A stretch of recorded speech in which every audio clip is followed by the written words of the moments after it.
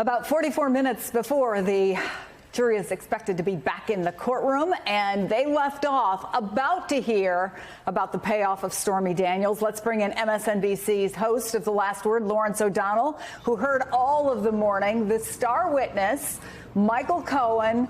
Lawrence O'Donnell, what is your impression of what you saw, and what was it like in there? Well, you know it's the star witness when District Attorney Alvin Bragg comes in and stays for the entire session. I've seen Alvin Bragg come in the courtroom before, but he usually leaves as soon as there's a break. He didn't do that today. Let me just read to you from my notebook the most important thing that the jury heard today. He wasn't thinking about Melania. This was all about the candidate.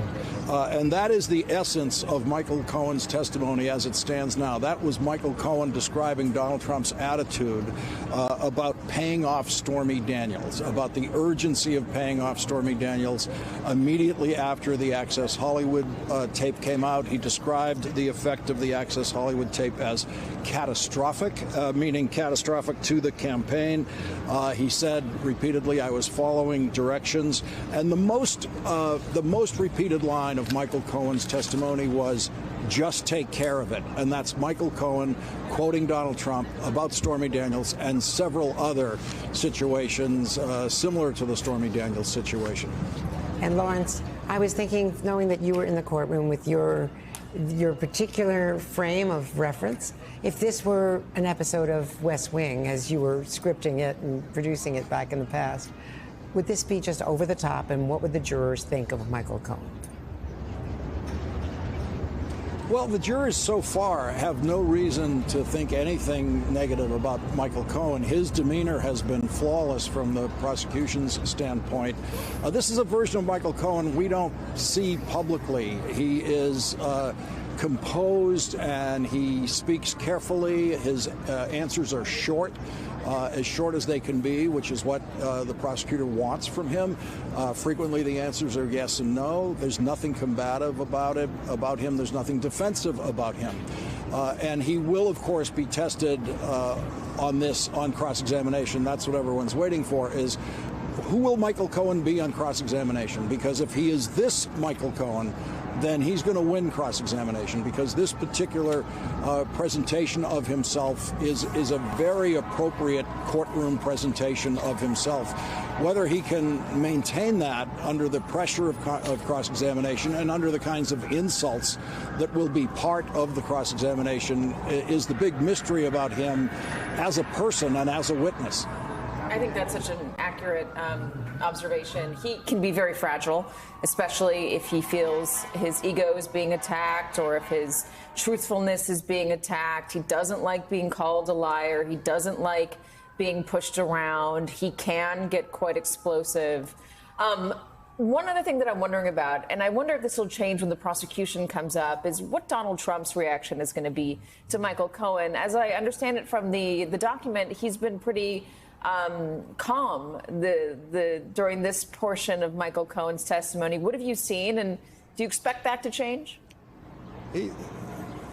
The Trump behavior as a defendant is the most absurd defendant behavior I've ever seen. First of all, there is the eye closing, which he now does about 10 minutes into the proceeding.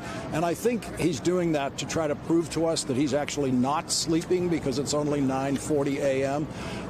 But the eyes are closed for extended periods of time. The head starts to tilt. And then when he's not doing that, I actually saw him looking at photographs and I could see over his shoulder of what appeared to be crowds, possibly photographs of his rally this weekend, stuff completely unrelated to this case. And the jury doesn't have a particularly easy view of Donald Trump in this crowded courtroom, and they pretty much never look at him, which is unusual. Most of the time, jurors have a very clear view of defendants, and they check them out from time to time during various points in the testimony. But if the jurors could really see how removed from this proceeding Donald Trump actually at least tries to be when he's sitting there at the defense table. And I'm sure it's a deliberate act. I think it's a deliberate act. He wants to show that what's happening on that witness stand is not important to him. But he's just the strangest defendant presence you could possibly ask for. And that's before you even get to his previous occupation as president of the United States. Lawrence, what about his allies that are in the courtroom? J.D. Vance, Tommy Tuberville, Alina Habba is there, his kids. What have they been like? Yeah, well, not his kids. There's no plural. There's one designated Trump family member, Eric Trump. No one else comes. No one else from that family has shown up. There's no suggestion that they will. We'll see. But yeah, I didn't realize the senators were piling in, because I watched Donald Trump walk in and I track him all the way, see what he's looking at, see what his attitude is. And the senators then came in after him, two rows in front of me, and I saw Tuberville first and then J.D. Vance. And it's very clear, ever since Senator Rick Scott came, I just thought that day, okay, the parade's beginning now. This will be the vice presidential nominee audition bench, which is right behind the Eric Trump bench. And as soon as they got to the first break, as soon as there was the first recess of the morning, the senators disappeared, and that row became completely empty once again. And let's just be clear, Senator Tuberville, who has been ridiculed for his lack of knowledge throughout his tenure, especially on key issues involving defense and holding up all of those Pentagon appointments, he has been ridiculed. But J.D. Vance is a serious contender and considered, maybe top of the list right now. Well, maybe Doug Burgum is after that performance this weekend in Wildwood, New Jersey. But J.D. Vance is pretty high up from Ohio, and that certainly is part of his audition. Lawrence? Well, they don't. J.D. Vance was on his phone the entire time. He wasn't taking in a word of testimony. Tuberville, to his credit, straight ahead, listening, taking it all in as best he can, whatever sense he can make of it. But J.D. Vance, there was really no reason for him to come if he wasn't going to take in anything that was happening. Lawrence, he tweeted that it's not fair to accuse Donald Trump of falling asleep and not being with it, because he's, as he says, is 39 years old and he was almost falling asleep. Yeah, there you go. So they're there to corroborate they're there to help with the sleep defense. Okay, that I guess that's where the vice presidential auditioning begins. Can you come in the courtroom and please help with the sleep defense?